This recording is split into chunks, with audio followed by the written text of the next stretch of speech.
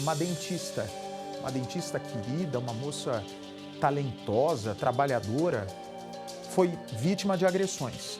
Mas agora está chegando uma nova informação de que é Bruna, se eu não me engano, né? O nome da dentista? Enquanto a vítima é Bruna, a Bruna estava para ser enterrada, suspendem o velório. O segundo velório suspenso só hoje, daqui a pouco eu vou contar o outro caso. Eles interrompem o velório, tiram às pressas o corpo do velório, dá a imagem lá, por favor. Tiraram o cadáver, né, o corpo que já estava para ser enterrado, que já estava para ser sepultado, às pressas. Falam, olha, sem muitas informações, não vai acontecer o velório, a gente vai se manifestar daqui a pouco, o que é que estaria acontecendo, mas por favor, se afastem, deixa o pessoal da remoção do IML trabalhar.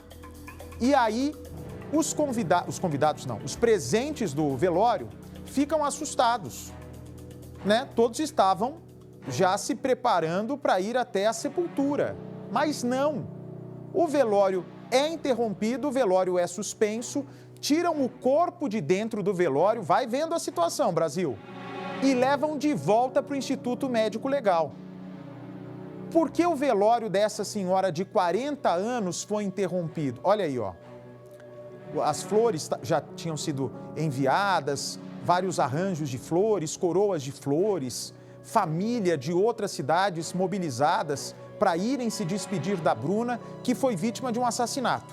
Agora, se já sabia que era um assassinato, se já sabia que agressões graves tinham provocado a morte dessa mulher, por que interromperam esse velório? Né? Afinal de contas, quando você está velando alguém, você quer que acabe o mais rápido possível para que a dor seja diminuída. Mas aí, o que podia estar chegando ao fim, parece estar voltando a estaca zero aqui em São Paulo. Mandaram o corpo de volta para o Instituto Médico Legal.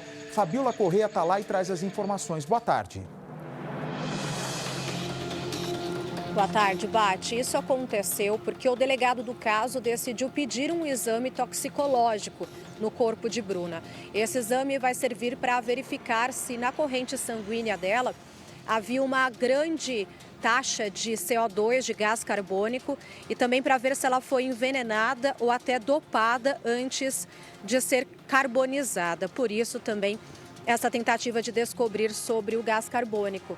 Foi o seguinte, o que aconteceu, o Corpo de Bombeiros foi acionado para um incêndio em residência dentro de um condomínio de alto padrão aqui de Araras, interior de São Paulo, onde a Bruna morava.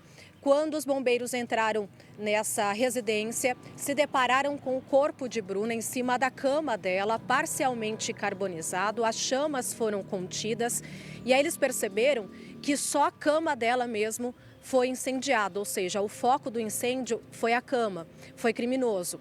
Os laudos necroscópicos, de acordo com o delegado daqui da cidade, já saíram e chegaram à conclusão de que ela não teria morrido por conta do incêndio. O incêndio, por enquanto, a hipótese que é levantada aconteceu para eliminação de provas. Isso porque foi constatado nesse exame necroscópico que a Bruna foi agredida, severamente agredida. Então, ela tinha muitas fraturas no rosto e também uma costela quebrada. Então, esse exame complementar que fez com que o velório dela fosse interrompido é para que o delegado se certifique mesmo de todas as possibilidades e consiga entender a dinâmica desse crime brutal que chocou, acabou com o sossego aqui da cidade, mas esse corpo foi levado para o IML e foi trazido de volta. Então, o enterro de Bruna acabou de acontecer. Foi uma cerimônia muito numerosa, muita gente mesmo veio aqui para o cemitério municipal de Araras. Eram centenas de pessoas. Dentre essas pessoas, os pais de Bruna encabeçavam esse cortejo do corpo, muito abalados, obviamente, um casal de senhores que se apoiavam um ao outro. O ex-marido de Bruna, com quem ela teve um filho, que está agora com 6 anos, também esteve presente. Ele amparava a criança o tempo todo. E o principal suspeito, Bate, dessa história é um ex-namorado, com quem Bruna teria se relacionado por 7 meses. E essa relação acabou há pouco mais de um mês. é um cantor sertanejo com milhares de seguidores, conhecido aqui na cidade, com show agendado inclusive para sábado. E ela já tinha um boletim de violência doméstica contra ele. Ela conta, nesse boletim de ocorrência, no relato, no depoimento, que no dia 10 de agosto ele conseguiu entrar no condomínio. Ele pedia que ela atendesse a porta a qualquer custo. Com a recusa, ele teria pulado o muro, invadido a casa, quebrado todos os pertences que encontrou pelo meio do caminho e a pegado pelo braço com muita força e a agredido. Ela conta que ali ela já se sentiu agredida, já ficou com hematomas, fez já exame de corpo de delito e conseguiu inclusive uma medida protetiva contra ele. Isso algo que aconteceu muito recente. Esse homem foi levado para a delegacia, foi chamado a depor, chegou acompanhado do advogado, disse que não tem envolvimento nenhum no crime, inclusive apresentou alguns álibis, contou com quem ele teria estado no dia em que tudo aconteceu, onde ele teria estado. Esses álibis ainda são checados pelos investigadores, o celular dele foi apreendido também, ele entregou o aparelho celular nesse momento. E um detalhe, o aparelho celular da Bruna e a bolsa dela, com a carteira, com os documentos, desapareceram. E no boletim de ocorrência de violência doméstica, ela conta também que esse ex-namorado teria roubado o celular e um notebook dela. Então, também é uma informação que bate. Nós fomos em frente a esse condomínio de luxo onde a doutora Bruna morava e constatamos haver apenas uma câmera de segurança, um condomínio novo, ainda tem muitas casas ali em construção, tem uma câmera de segurança que fica na portaria. As imagens dessa câmera poderiam levar a polícia a ter certeza, identificar esse autor do crime pela entrada e saída. Mas, de acordo com o delegado, essa prova ainda não existe. Então, possivelmente, essa câmera ou apenas registre em tempo real ou ainda não esteja em funcionamento. Então, é um trabalho difícil de investigação. A gente acompanhou uma comoção muito grande, são muitas pessoas envolvidas para que a justiça seja feita. E eu estou aqui ao lado da doutora Fernanda Escobar, é amiga de Bruna, era amiga de Bruna, infelizmente era. A advogada dela também, e a doutora acompanhou a cerimônia. Foi uma cerimônia muito bonita, muita gente presente, né, doutora? Foi uma cerimônia muito bonita, muito emocionante e uma cerimônia, eu acho que nunca existiu aqui na cidade de Araras. A Bruna era muito querida por todos, ela irradiava luz por onde ela passava e esse fato abalou toda a sociedade ararense, né? Um crime brutal numa cidade razoavelmente tranquila. Então toda a sociedade está bastante indignada e vamos ver todas as apurações, né, da nossa Polícia Civil, que é espetacular, o doutor Tabajara, que é um excelente delegado, e tudo vai ser apurado no seu tempo. E o responsável por esse ato bárbaro, porque foi um ato bárbaro, foi um ato inconcebível. Ele vai responder nos moldes da lei, se Deus quiser. Doutora, como que você recebeu essa notícia? Eu ontem cheguei no escritório por volta de umas 11 e a minha parceira, minha outra advogada que trabalha comigo, recebeu um telefonema de um conhecido em comum do escritório, falando que se era realmente verdade que a Bruna foi encontrada carbonizada na residência. Na hora eu tomei um choque, falei, impossível, ela trabalha. A primeira pessoa que eu liguei foi para a DDM, uma investigadora, que não estava de plantão ontem. Falou, doutora, eu não estou sabendo de nada. Foi pega totalmente de surpresa, assim como as pessoas presentes hoje também foram pegas, né, no momento da interrupção do velório. Como foi recebido isso? É uma situação bastante complexa, né? São necessárias várias investigações para se chegar a uma conclusão, para que o delegado possa relatar o inquérito policial e encaminhar em juízo. Sendo assim, foi necessária a interrupção porque a perícia precisava ser mais aprofundada.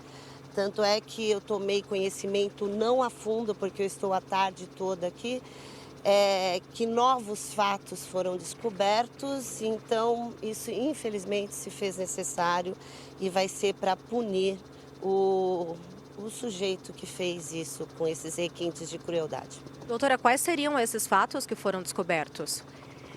Primeiramente, né, desde ontem já tinha comprovação que a Bruna ela não morreu em consequência do fogo, né? Porque foi ateado fogo nela como uma forma de maquiagem. Na realidade, ela já tinha entrado em óbito antes de ter sido carbonizada daquela maneira. E parece que hoje também não sei, com certeza, não sabe se houve um tiro, se não houve, se houve algum calibre. Tudo isso eu só vou ficar sabendo amanhã, com certeza, tendo acesso aos autos do inquérito. O ex dela, o ex-namorado, foi ouvido e foi liberado. Foi liberado porque ainda não existem provas suficientes contra ele, né? É importante deixar bem estabelecido que o processo penal, ele trabalha com provas, com evidências, com indícios, certo? Mas antecedentes, uma medida protetiva, isso já não quer dizer que ele é o autor do delito. Mas levanta as suspeitas, né? Isso, a suspeita. Então, como ontem ele não foi preso em flagrante, não tinha indícios da materialidade, sim, mas da autoria, não. Então, de uma forma perfeita, o doutor Tabajara teve que liberar, mas, com certeza, se for necessário, vai ser pedida uma prisão ou investigar realmente quem foi o verdadeiro autor, porque a gente nunca pode afirmar com convicção. Doutora, a senhora viu alguns stories, né, umas postagens dela, bastante feliz, Fabiola, poucas horas antes de tudo Fabiola. isso acontecer. Exato. Oi, Bate. Perdão, Bate quer fazer uma pergunta, doutora. Só para não perder o fio da meada e esse assunto que a gente está falando propriamente sobre a interrupção do velório e a perícia, a informação que eu tenho de uma fonte ligada à investigação é de que existe ainda a dúvida se ela foi queimada depois de ser agredida até a morte, ou ter tomado um tiro e morrido, ou se ela foi queimada viva. Essas informações são cruciais para o possível tribunal do júri, porque afinal de contas, se nós estamos falando de uma mulher que foi queimada ainda viva, isso faz com que seja um crime ainda de maior comoção popular, um crime ainda mais macabro. Isso influencia diretamente na pena, não quer dizer, foi morta e o culpado. Todas as etapas da forma como ela foi executada são fundamentais de apuração a ponto de interromper um velório e aumentar o sofrimento da família? Doutor, o que o Bate pergunta é que ele entende que a interrupção aconteceu para checar se ela foi queimada viva ou se ela foi queimada depois de já ter sido assassinada. Isso, por exemplo, mudaria a pena de quem cometeu esse assassinato covarde ou não? É suficiente para a interrupção de um velório? É suficiente porque, na realidade, isso aumenta a pena, né? Depois de morta, ainda tentou encobrir todos os vestígios, isso aumenta. E se ela tiver sido queimada viva, aumenta ainda mais? Sim, aumenta ainda mais a qualificadora mediante fogo, homicídio mediante fogo, aumenta mais. Mas restou comprovado que ela sofreu grande violência física antes de vir a óbito, isso é muito triste. Então, eu como advogada serei, se Deus quiser, assistente de acusação nesse caso, que o verdadeiro responsável seja punido e que isso não fique em vão. Com certeza, confiante na nossa Polícia Civil de Araras, doutor Tabajara, nós chegaremos e a justiça seja feita dentro dos moldes permitido pelo Código Penal. Agradeço. A senhora conhecia ela de perto? Como era a Bruna, as lembranças que ela vai deixar para a senhora, os aprendizados? A Bruna era uma querida, a Bruna era um raio de luz por onde passava. Posso dizer que me tornei muito amiga, confidente. Estivemos juntas no evento em junho e julho. A cidade não está aceitando e ela vai deixar um vazio tremendo. E eu peço a todos que respeitem os familiares, o filho, que é um filho lindo de 8 anos, e parem com esses compartilhamentos de foto que foi tirada do momento, porque isso é muito triste. Principalmente temos que pensar no filho dela que vai enfrentar uma longa vida aí complicada, né? Ela vai deixar para todo mundo assim, ela deixou um vazio, uma querida, deixou um vazio, mas justiça vai ser feita. Ela dizia na biografia das redes sociais que a gente tem que aproveitar as oportunidades, porque pode não haver segunda chance. Era uma mulher que vivia muito bem a vida dela, né? Fazia questão de estar perto do filho. Uma mãe, assim, admirável, uma filha amorosa, calorosa, uma amiga querida e uma profissional com ilibada conceituação. Ela não tinha isso para falar. O ex-marido, inclusive, um homem maravilhoso, poderá relatar.